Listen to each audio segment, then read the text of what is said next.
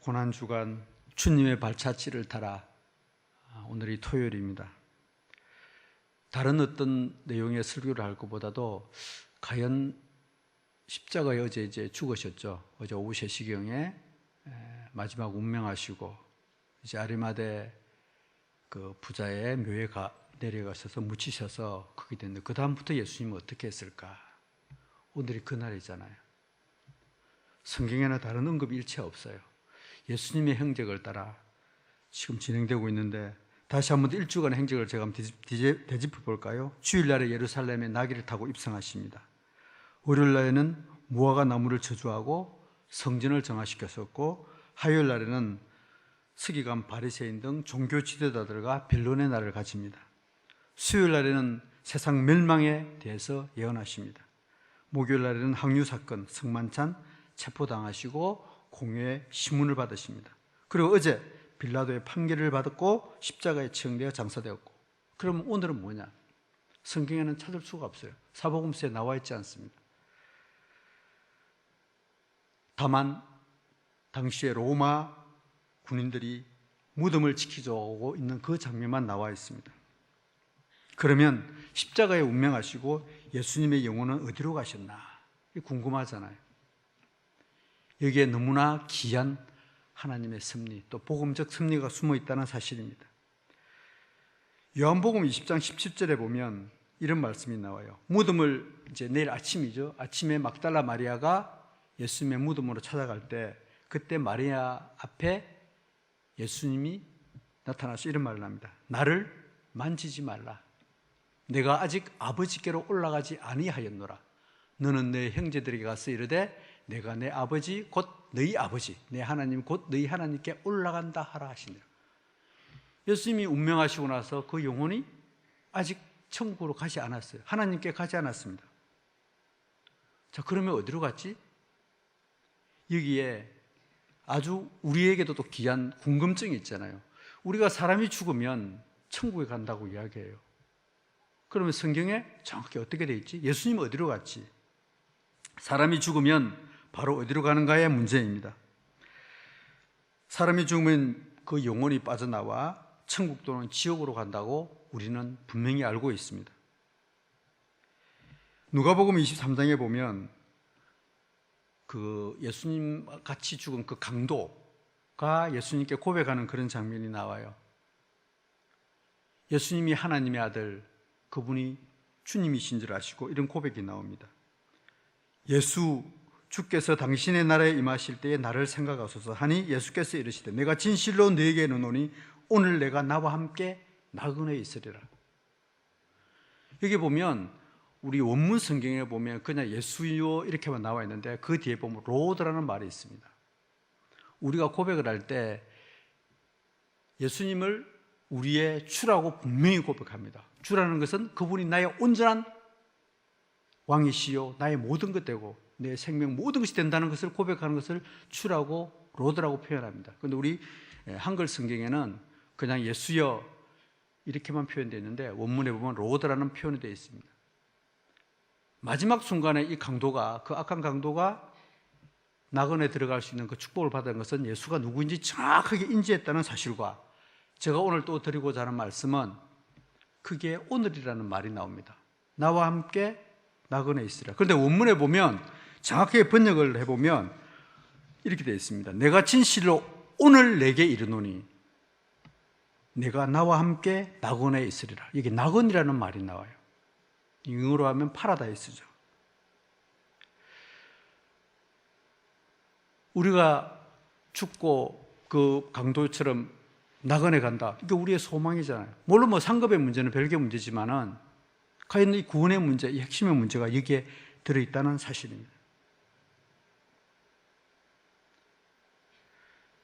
우리가 복음이라고 그러면 가장 핵심 중의 핵심을 우리는 고린도 전서 15장에 찾을 수가 있습니다. 이걸 부활장이라고 그러죠. 성경에는 보면 몇 가지 특징적인 그런 게 있습니다. 그래서 고린도전서 15장에 보면 이런 말, 15장 3절 4절에 보면 복음의 본질에 대해서 이렇게 나와 있습니다. 우리 다 같이 읽어볼까요? 시작.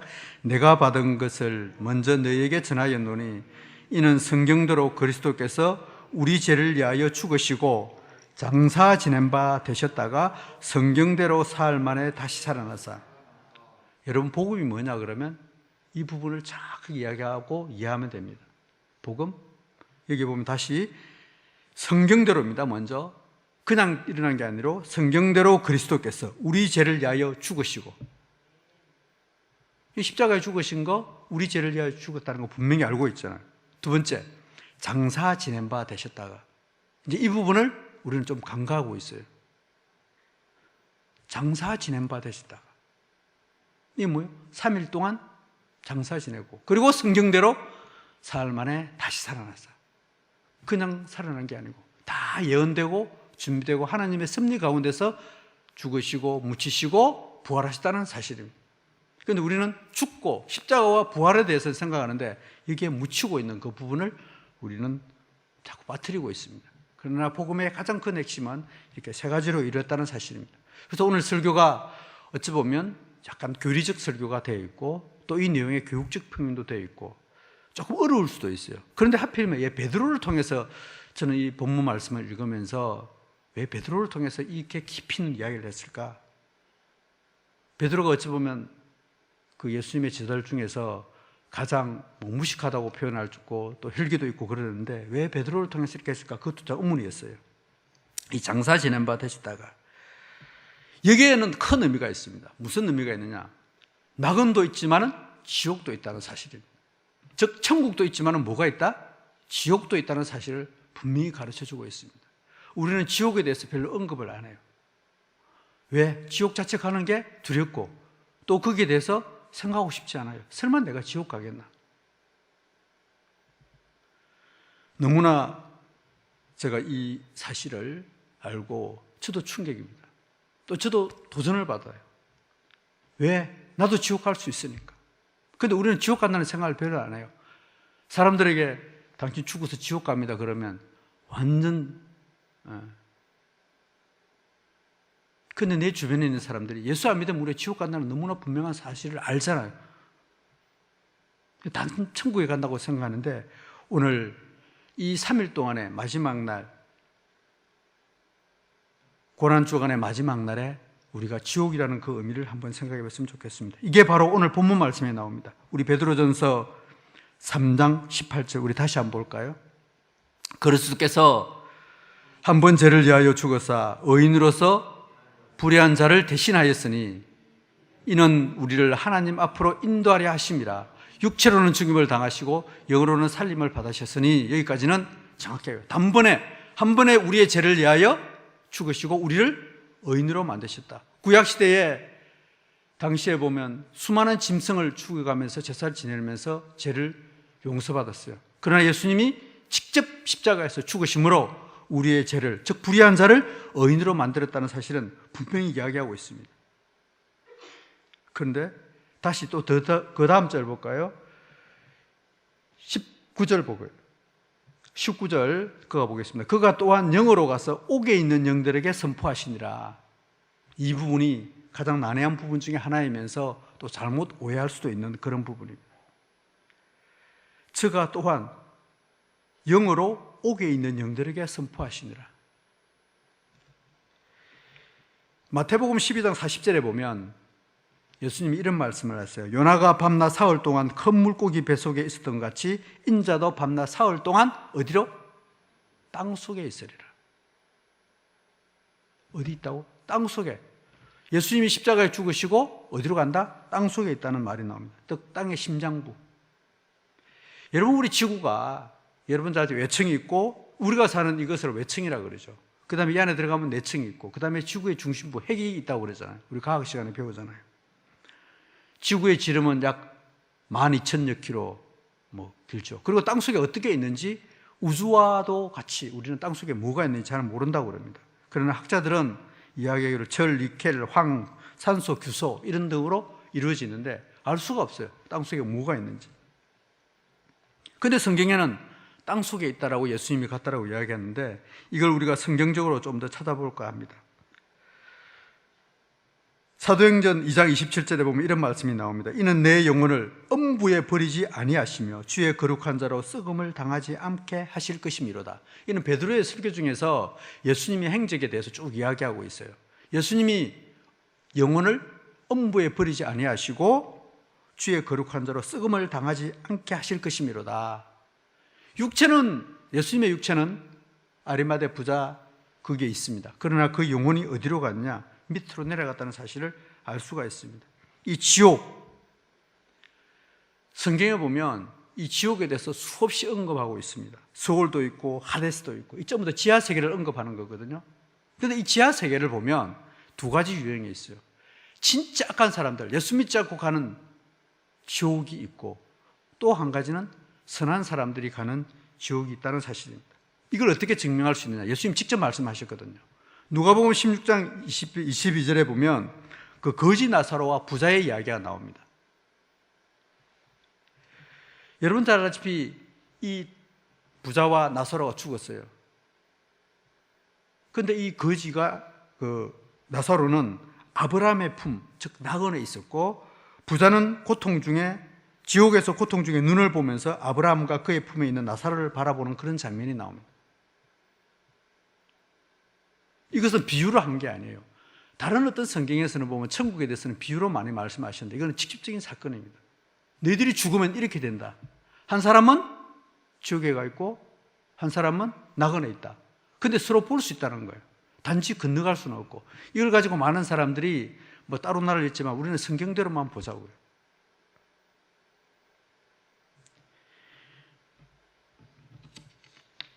지하 세계의 의미에 대해서 우리는 이게 성경적으로 좀 더 구체적으로 우리는 알아야 되겠습니다. 우리 계시록에 보면 9장 19장 20절에 보면 생명책에 따라 심판을 받는다는 말이 나옵니다. 반드시 죽으면 사람은 심판을 받는다. 그게 무저갱이라는 말이 나옵니다. 바닥 없는 구덩이, 무저갱, 그 다음에 불못, 불호수. 이건 하나님의 심판을 받아 가는 그런 곳입니다. 예수를 믿지 않고 하나님의 백성을 핍박하고 자기 욕심대로 자기가 주인 되어 살아가는 사람들은 결국은 이런 곳입니다. 베드로 13장 20절에 보면 아까 얘기했던 노아의 홍수 이전에 방금 예수님께서 지옥에 있는 영들에게 선포하시니라는 말이 나오잖아요. 이것은 무슨 말을 이야기하고 있는가 하면 그 뒤에 계속 나옵니다. 노아의 날에 준비할 동안 하나님이 오래 참고 기다릴 때에 복종하지 않은 자들이 다 죽은. 여러분 성경에 보면 노아의 홍수로 해가지고 수만 명의 사람, 어쩌면 수억 명의 사람들이 다 죽었습니다. 그게 어디로 갔느냐? 전부 다 그게 가 있다는 거예요. 그게 가가지고 내가 승리하였다 이렇게 예수님께서 말씀하시다는 거예요. 노아의 방주에 있었던 8명은 구원을 받았지만 나머지 사람들 그 어디로 갔을까? 여기에 정확하게 이야기하고 있습니다. 여러분 구약시대에 사람들이 죽으면 바로 천국으로 갔을까요? 그건 아닙니다. 구약시대에 하나님을 믿고 그 아브라함이 갔던 아브라함의 품, 그게 어디요? 낙원. 그게 어디에 있느냐? 지하세계에 있다는 사실입니다. 그래서 거기에는 하나의 파라다이스, 낙원도 있고 한쪽에는 지옥도 있고, 이걸 좀 더 신학적으로 깊이 들어가면 원문을 찾아보면 나와 있어요. 그러나 오늘 거기까지는 가는 것은 너무 우리는 그까지는 안 해도 되고, 지금 우리 정도에서는 이게 반드시 지옥이 있었고 낙원이 있다는 사실입니다. 여러분, 우리 사도신경도 우리가 고백했지만 사도신경 안에도 보면 그 원문에 보면 이런 게 있습니다. He descended into hell. 이제 이건 빼버렸죠. 왜? 착각을 일으키기 쉬워가지고. 근데 천주교에서는 이걸 연옥으로 해석합니다. 사람이 죽고 나서 또다시 복음을 전할 수 있는 기회가 되는데 그럴 때 하면 구원을 받는다. 그래서 나중에 천국에 있는 거는 자기가 살아보니까 알거든. 그러니까 예수 믿지 않고 죽는 사람이 불쌍하니까 어쩌면 천주교에서 이를 이용해가지고 협박해서 또다시 천국 갈 수 있다. 이걸 이용해서 연옥이라는 글을 만들었죠. 그러나 성경은 절대 그렇지 않습니다. 여기 원문도 보면 정확하게 다시는 한번 죽고 나면 그거로서는 끝이에요. 그래서 우리 한글 성경에서는 이 부분이 오해될까 봐가지고 이제 빼버렸습니다. 그래서 이게 그러면 어떻게 또 다 이루어졌을까? 어떤 형태로 그러면 예수님께서 행동을 했을까? 그 낙원에 가서 구약시대에 선하게 하나님을 섬기다가 죽으신 그분들, 그 지옥에 있었잖아요. 아브라함의 낙원처럼 있었으니까. 이게 더 다음에 이제 나옵니다. 에베소서 4장 8절부터 10절 보면 이런 말씀이 나와요. 혹시 띄워줄 수 있으면 고맙겠습니다. 그러므로 이르기를 그가 위로 올라가실 때에 사로잡힌 자들을 사로잡으시고 사람들에게 선물을 주셨다 하시도다.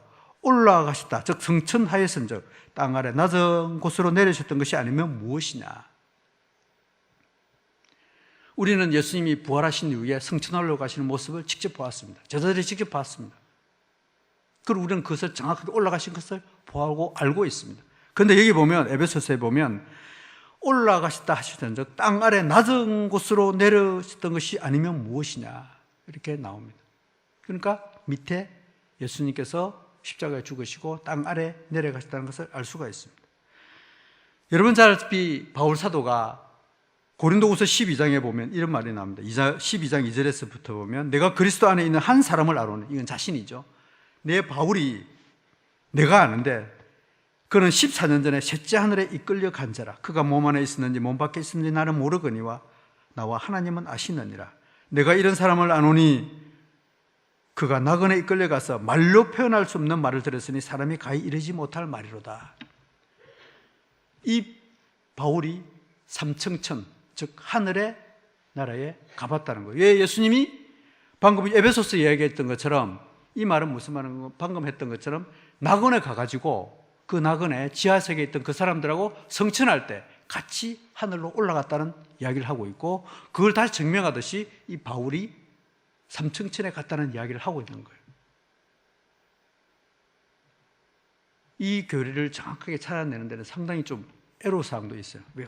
다 본문을 다 뒤져야 되고 또 원문도 찾아야 되니까, 예수님께서 죽으시고 지하의 세계를 가셔서 그 당시에 구약시대에 죽은 사람들, 하나님의 믿고 죽은 그 사람들을 이끌고 하나님이, 예수님이 성천하실 때 같이 올라갔다. 이게 삼층천으로 이렇게 표현하고 있는 거예요. 우리가 보는 하늘, 그리고 그 위에 우주세계, 그리고 그 위에 삼층천으로 이렇게 표현하고 있다는 사실입니다. 오늘 여기의 본문을 통해서 우리가 다시 한 번 더 명확하게 알아야 될 것은, 우리가 죽으면 반드시 지옥 아니면 셋째 하늘에 간다는 사실을 성경의 여러 곳에서 이렇게 알려주고 있다는 사실입니다.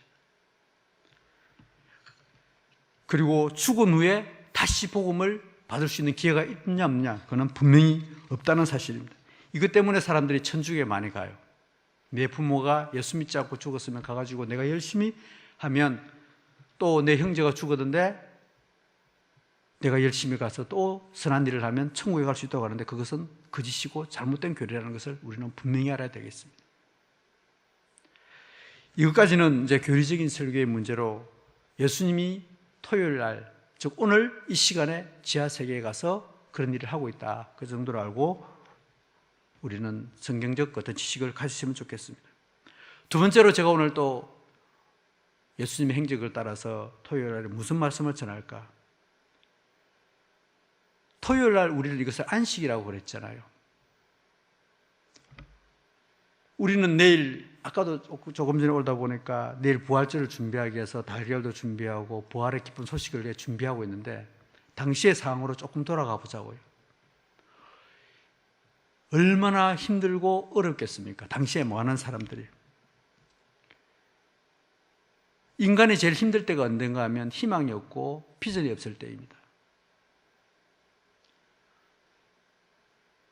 오늘 제가 여기서 오늘 전하고자 한 말씀은, 내일의 부활의 영광은 있지만 오늘 이 순간에 이 고난의 문제, 비참하고 희망도 없고 절망도 없는 이 순간, 이 고난과 영광은 함께 세트로 움직인다는 사실입니다. 우리는 이것을 너무나 간과해요. 이 고난을 안 지려고 해요. 최고의 고난이고 마지막 고난의 순간이었습니다.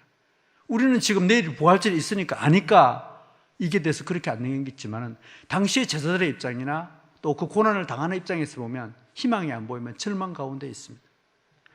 당시의 제자들과 예수를 따르는 사람들은 최악의 결과가 나타났습니다. 자신들을 해방시켜 줄 것을 기대했습니다. 유대나라도 해방시켜주고 또 먹는 문제도 해결시켜주고. 왜? 500리의 기적 등을 봉해서 예수님의 능력을 보았으니까요. 정말 잘 먹고 잘 살 줄 알았는데 예수님은 비참한 모습으로 죽어갔습니다. 그래서 당시의 제자들은 문을 걸어 잠그고 죽음의 공포 앞에 숨고 도망하였습니다. 예수님이 살아계실 때 얼마나 수많은 이적과 기적을 보여주었습니까? 혼인잔치에서 물이 변하여 포도주가 되고 왕의 신하를 고치고 무리를 걸으시고 500여의 기적을 이끌고 심지어 죽은 나사렛도 살리고 어마어마한 그런 수많은 기적을 보여주는데도 죽음 앞에서는 너무나 무기력했습니다. 예수님이 직접 죽은 모습을 그네들은 보았으니까요. 예수님께서 평소에 나는 고난을 받고 그리고 다시 살아날 것이다 라고 몇 번을 이야기했는가 하면 7번을 이야기했습니다. 찾아보면 곳곳에 7번을 해서 나는 분명히 살아난다 살아날 것이다 라고 이야기했는데도 그게 안 들리는 거예요. 왜? 죽음 앞에서는. 여러분들 죽음을 맞들이는 사람을 만나보면 두 가지 유형으로 변해요. 그 죽음을 쉽게 받아들이는 사람이 있고 받아들이지 못하는 사람이 있어요. 당시의 제자들은 이 죽음에 대해서 받아들이지 못했습니다. 수많은 이적과 표적 앞에서. 우리의 삶 속에서 우리도 힘든 상황에 접하게 되면 왜 힘드냐고, 왜 나만 힘드냐고, 앞을 보이지 않으니까. 자식 문제, 사업 문제, 관계 문제, 건강 문제. 근데 그게 주님의 일하고 관계되어 있다면 그래도 위로를 받는데 이게 주님의 일이 아니고 내 개인적인 일이라 그러면 더더욱 더 절망하게 됩니다. 근데 그런 절망은 너무나 단편적인 거죠. 그런데 오늘 이 본문 속에 나타나 있는 것은 주를 위해서 핍박을 받는 자, 이 부분을 베드로가 위로를 하기 위해서 이 말씀을 했다는 사실입니다. 베드로전서 오늘 보면 14절에 보면 이런 말이 나옵니다. 본문 속에 을을 위하여 고난을 받으면 복 있는 자니 그들이 두려워하는 것을 두려워하지 말고 근심하지 말고. 즉 뭐요? 주님 때문에 고난을 받으면 복 있는 자라고 정확하게 이야기하고 있습니다. 우리는 내 때문에 힘든 것도 있지만 정말 주를 위해서 희생하고 힘든 그런 과정을 걸어갈 때가 많습니다. 예수님도 직접 그렇게 이야기했습니다. 산상수훈 속에서 을을 위하여 핍박을 받는 자는 천국이 저희 것입니다. 여러분, 예수님 때문에 고난을 받아본 적이 있습니까? 예수 믿는다고 피해받아 본 적이 있습니까? 정말 주를 위해서 살다가 고난받고 핍박받아 본 적이 있습니까? 오늘 본문의 베드로 사도가 이야기하는 것은 당시의 상황을 비춰보면 그래도 아직 우리는 예수 때문에 그렇게 고난과 핍박을 받아보지는 않습니다. 당시의 상황은 그 네로 황제로부터 시작해서 예수 믿는다 그러면 수없이 끌려가고 죽임을 당하고 핍박을 당하고 뿔뿔이 가족이 흩어지고 순교를 당하는 그 현장에서도 그들은 믿음을 지켰습니다.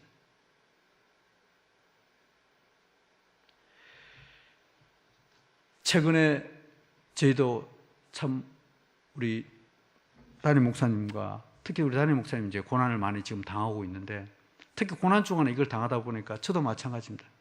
이 본문 말씀을 이걸 택하고 나서부터 최근에 이제 일부 그 유튜브 때문에 지금 논란이 되고 있는데 참 사람이 너무나도 악하다 그런 생각도 들면서 하필이면 왜 이런 고난이 저에게 왔을까라는 그런 생각도 듭니다. 그 여자연이라는 단체를 대해서 정말 얼토당토하는 이야기를 비방을 하고 비난을 하고 세상 사람들에게 손가락질 당할 정도로 유튜브를 통해서 막 하는데 이제 진실은 저희들은 다 알고 있잖아요. 사실은 이렇게 알고 있는데 이게 아닌 것처럼 막 깨고 가니까요. 진짜 견디기 힘들어요. 주님, 이걸 어떻게 하면 좋습니까? 하나님은 아시는데. 근데 세상 사람들은 그냥 휩쓸려 가요. 선동해요.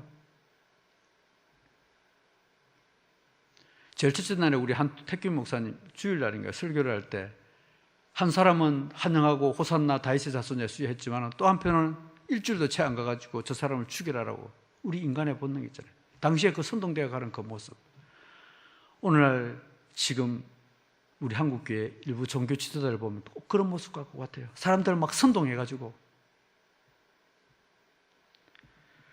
너무나도 안타깝더라고요. 인간을 성령의 본체로 또 맹종시키게 해가지고 성경의 잘못된 교리도 내가 옳다 그러면 옳다라고 하는 이런 말까지 그걸 보면서도 그냥 따라가요, 성도들이. 꼭 선동당하는 그런 사람들. 여러분, 우리 인생에서 주님 때문에 고난받고 주님 때문에 힘들었던 때가 여러분 얼마나 있었습니까? 예수님 때문에 내가 손해보고 주님 때문에 울어본 적이 얼마나 있는지요. 우리 고난의 주간 마지막 시간을 보내면서 한번 그것을 생각해 봤으면 좋겠습니다. 그리고 오늘 본문 말씀을 통하여 위로를 받았으면 좋겠습니다. 베드로전서 3장 17절 오늘 본문 말씀 중에 선을 행함으로 고난을 받는 것이 하나님의 뜻일진데 악을 행함으로 고난 받는 것보다 나으니라. 선을 하나님 때문에 고난 받는 그것이 훨씬 더 낫다는 의미가 있다는 그 이야기를 우리는 다시 한 번 더 해야 돼요. 선을 행함으로, 좋은 일을 행함으로 당연히 고난 받을 수밖에 없죠. 시기하고 질투하고 인간의 본능 때문에 우리는 그런 걸 얼마든지 받을 수 있지만 악을 행함으로 고난 받는 것보다 낫다.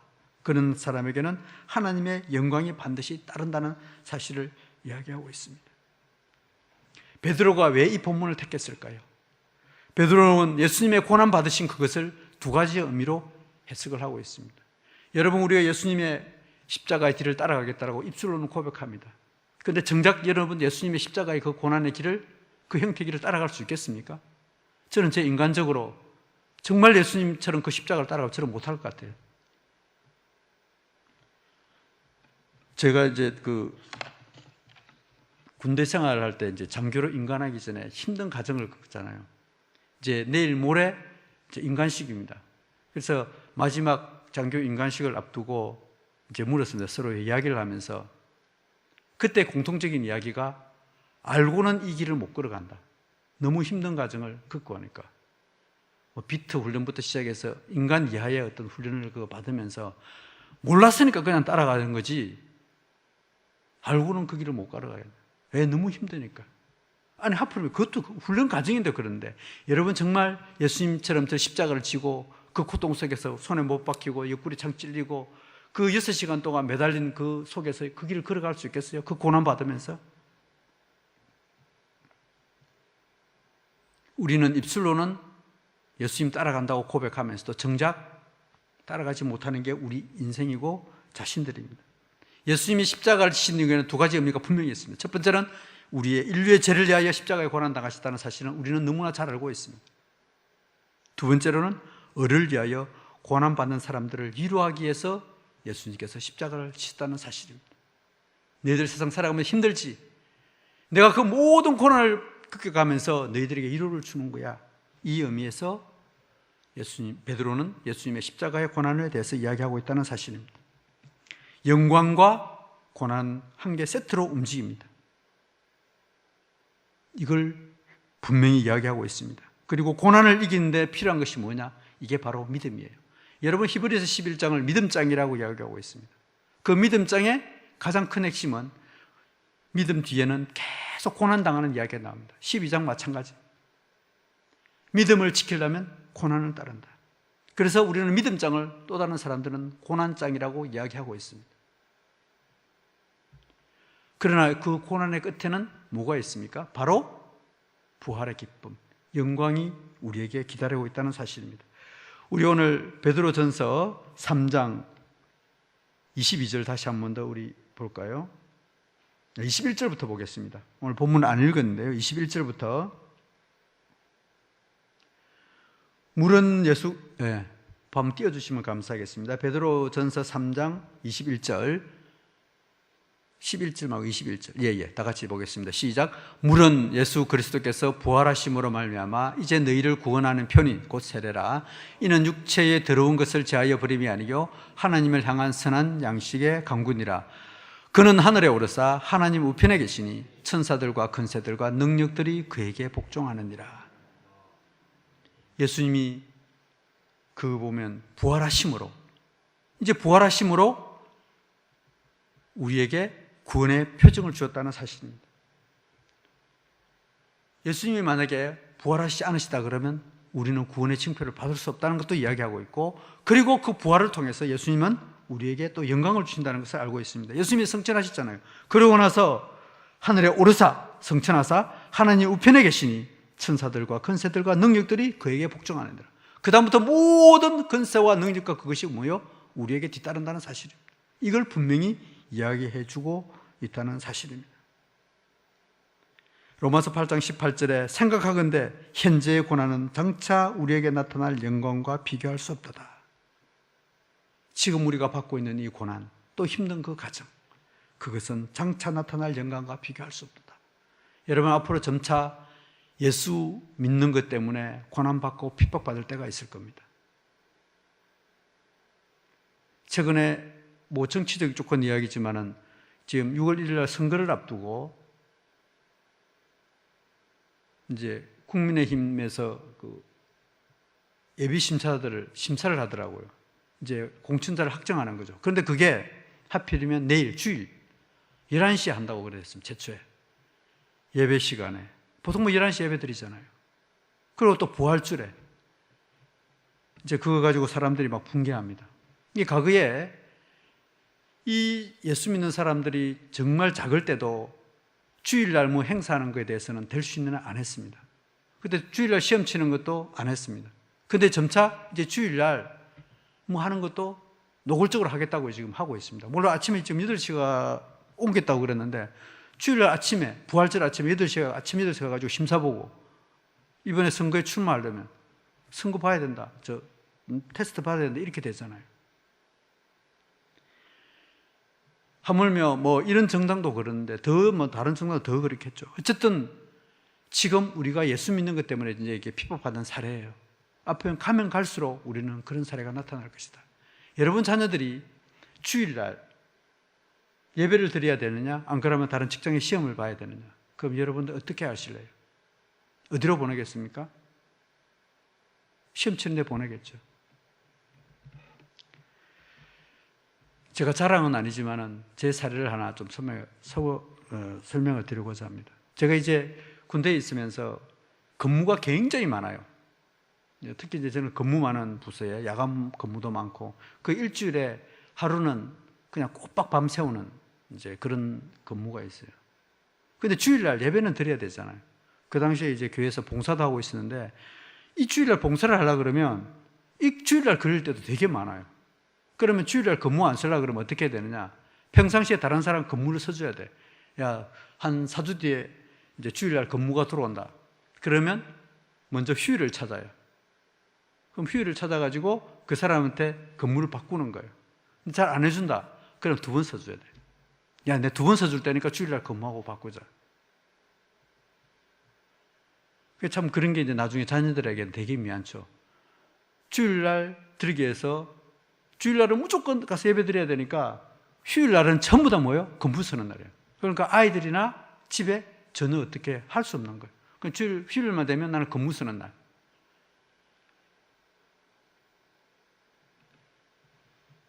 주일을 지키기 위해서 그렇게 했던 그런 기억이 나가지고 하나님 그때 저 이쁘죠 하고 제가 혼자 속으로 이제 되뇌인 적도 있습니다. 지금 이제 코로나 사태도 다 풀렸습니다. 아직도 이 주일의 개념에 대해서 우리는 놓치고 있는데 이번 기회를 통해서 이 주일의 개념을 다시 한번 생각해 봤으면 좋겠습니다. 그리고 무엇보다도 우리는 내일 부활의 영광의 기쁨을 오는 거 우리가 알고 있습니다. 혹시 힘드신 성도가 있다 그러면 또 더 어려운 경우가 있다 그러면 우리는 부활의 기쁨을 생각하면서 이것을 참고 견디고 믿음으로 나아갔으면 하는 바람입니다. 내일 부활주일입니다. 하나님의 성부수입니다. 어떻게 제자들도 감히 예수님이 살아올 거라고 생각은 했겠습니까? 두려워 떨고 있는 그 행동장에 7번이나 이야기해도 직접 보기 전까지는 그대로 믿지 않았습니다. 사도행전 13장 1장 3절에 보면 확실한 많은 증거를 보여줬다고 그랬습니다. 예수 믿는 데에는 증거를 보여줬다. 사도행전 17장 31절에도 예수님이 부활하신 것은 모든 사람이 믿을 만한 증거라고 했습니다. 여러분, 우리를 안식일이 주일로 바뀌었습니다. 이 주일의 의미는 예수님이 죽으시고 부활하시다는 그 의미입니다.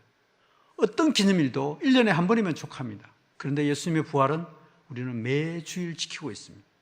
지금 원래 우리는 내일을 부활절을 하고 있지만 이 부활절은 본래의 초대교회는 매주일이 부활이었습니다. 그때는 성경도 없었어요. 단지 뭐냐? 예수님이 부활하셨다는 그 하나 가지고 사람들은 믿음을 지켰다는 사실입니다. 부활의 의미를 기다리며 부활의 소망을 기다리는 내일, 정말 모든 사람들이 나와서 우리 하나님께 찬양하고 예배드렸으면 좋겠습니다. 그래서 주변에 있는 모든 분들에게 정말 우리 성전이 꽉 차는 그런 모습, 지금 우리가 2년여 동안의 고난의 기간을 코로나로 해서 정부의 억압된 방책에서 주님 때문에 우리가 고난을 받아왔잖아요.